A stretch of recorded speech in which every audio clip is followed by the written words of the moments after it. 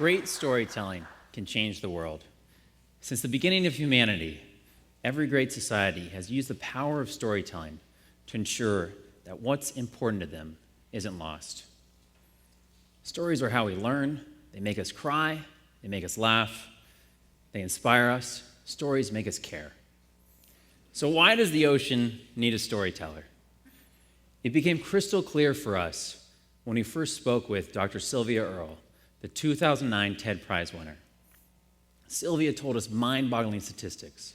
Stats like 1 billion people get their main source of protein from fish, yet 90% of the big fish are gone.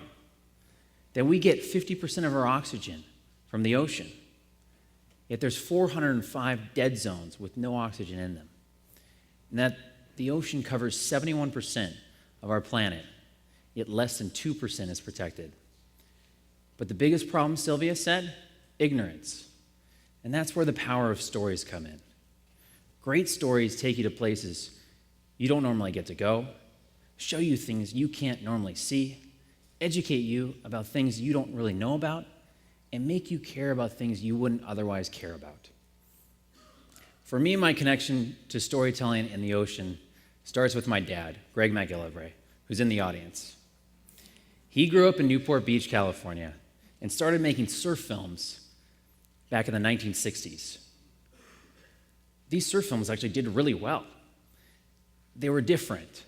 They cast the ocean in a more spiritual and important light. It made surfing more than a sport. After his first surf film, he came home and announced that he was going to quit college and make movies for a living. Every parent's dream, right? Luckily, it worked out well for him, and it worked out well for our family. From surf films, my dad went on to make Hollywood films with Stanley Kubrick and others. He did the aerial work for The Shining, and then was asked by the Smithsonian to make their first IMAX film on Flight for their new IMAX theater. Now, he saw this IMAX theater that was 8 stories tall, and he was hooked. So what's so cool about the IMAX film format? Well, first of all, it's 10 times larger than 35 millimeter.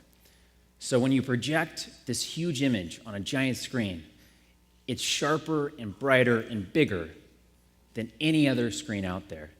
And you actually feel, when you see it, like you're being transported to a different place. Now, as you can imagine, that has huge implications when it comes to storytelling.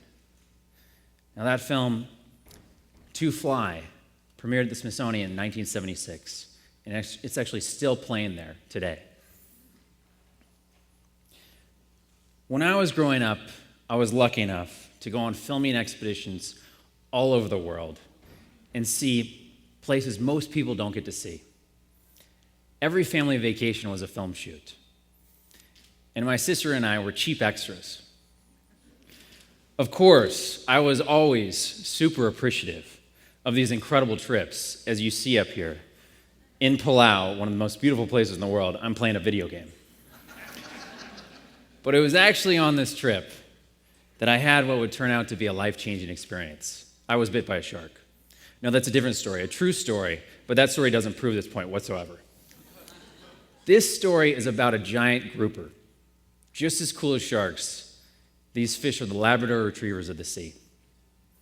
I was snorkeling on set in Palau, and a giant fish, the size of like a refrigerator, started circling around me and then stared at me, and then I stared back, and I was having a staring contest with a giant fish. It was crazy. But that experience wasn't life-changing. It was when I went home, and 5 months later, I was able to see the film The Living Sea in an IMAX theater with 400 kids. And I got to see how excited they were and how crazy they were to see what I got to see firsthand underwater. And that's when it dawned on me. My dad has a really cool job. And maybe, just maybe, if I'm lucky, I can do that when I grow up. I realized what my dad realized early on, that it's hard to protect and care for what you don't understand, and stories can cross that divide. Fast forward 10 years, and I've graduated from USC Film School, and I've just gotten married to my beautiful wife, Katie, who's in the audience.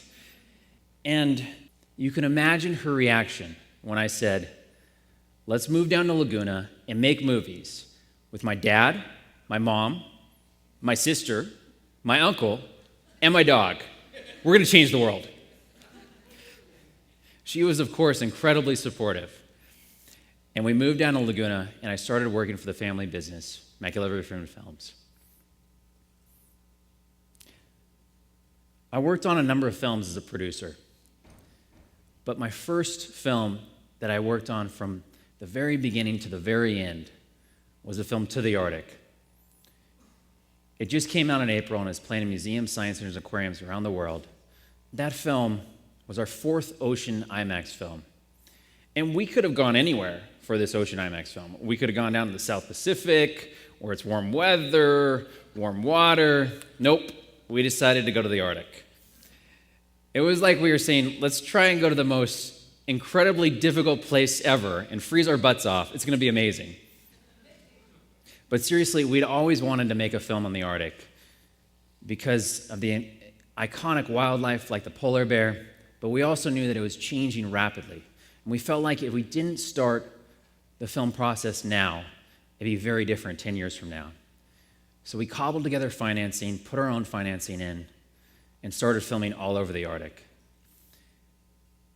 We filmed for 8 months out of a 4-year time period and went to the Arctic Refuge, went to Hudson Bay, went to Churchill, Manitoba, went to Baffin Island, but it wasn't until our last expedition when we went to this place called Svalbard, Norway, just 9 degrees south of the North Pole, where we found our main characters, this mother polar bear and her 2 cubs.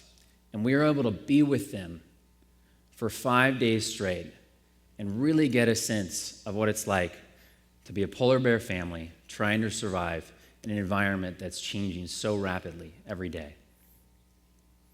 Most of the time, when you're up in the Arctic and you see wildlife, they leave. But this polar bear family was completely comfortable with us being there. It was almost as if they were inviting us into their home so we could share her story with you. We saw incredible footage. We saw this mother polar bear nurse her 2 cubs right in front of us, feed her 2 cubs, teach her 2 cubs, play with her 2 cubs. But the scariest part for us, and the most memorable scene in the film, was when a male polar bear chased the mother polar bear and her 2 cubs because it wanted to attack the cubs because there's less food up in the Arctic. And the mother polar bear stood her ground because she was going to do anything to protect her 2 cubs. Instead of telling you about this powerful story, I'll show you the clip. Take a look.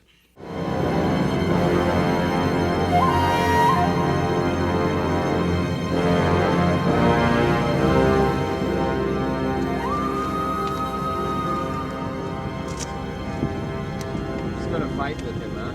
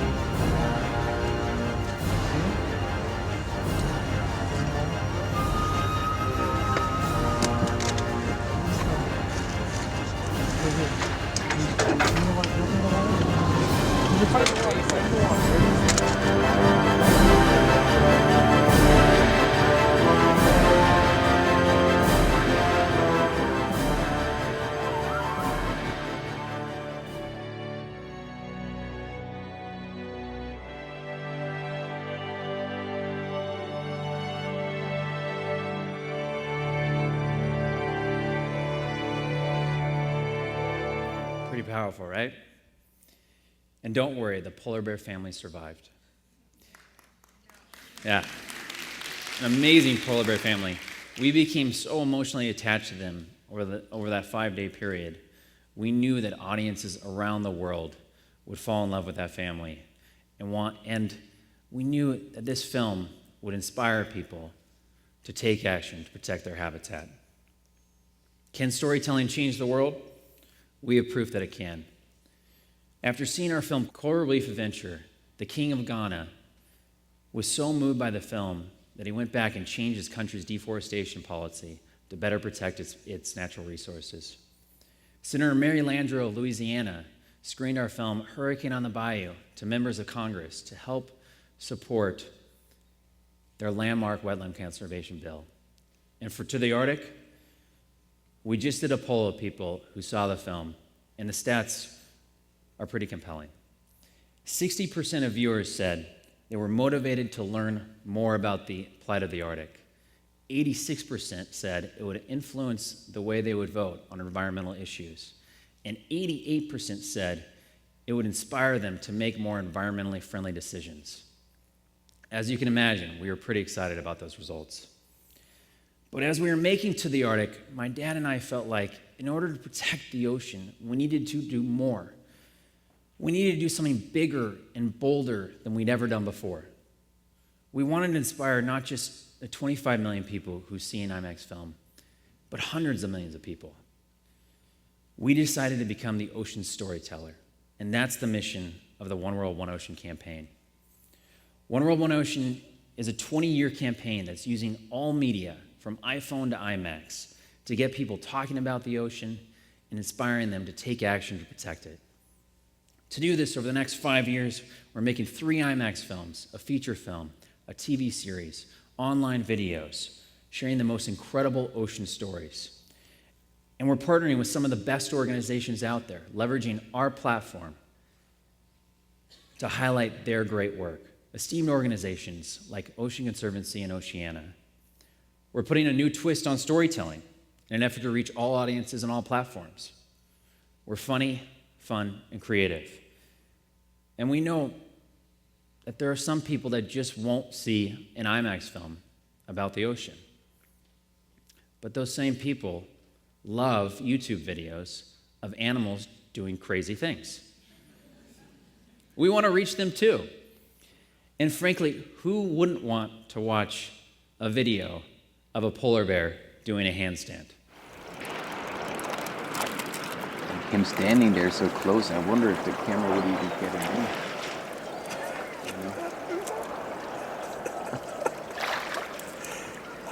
What is that?